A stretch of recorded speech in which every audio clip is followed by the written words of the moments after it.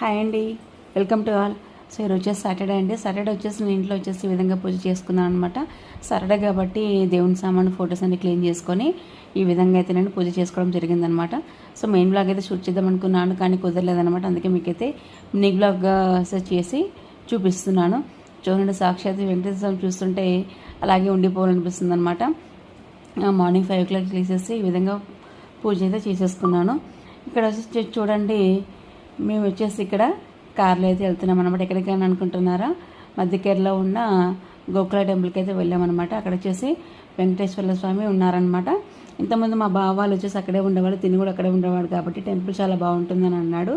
అందుకనే ఈరోజు వెళ్ళడం జరిగిందనమాట. చాలా అంటే చాలా బాగున్నాడండి. సేమ్ తిరుపతిలో ఉన్నట్లే స్వామివారు ఉన్నారు.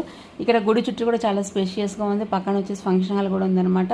సో ఈజీగా మనం పెళ్ళి కూడా చేసుకోవడానికి చాలా అవకాశంగా ఉంది. ఇక్కడ మా పిల్లలైతే చాలా బాగా ఎంజాయ్ చేస్తున్నాడు. ఓకే అండి, thank you for watching. Bye.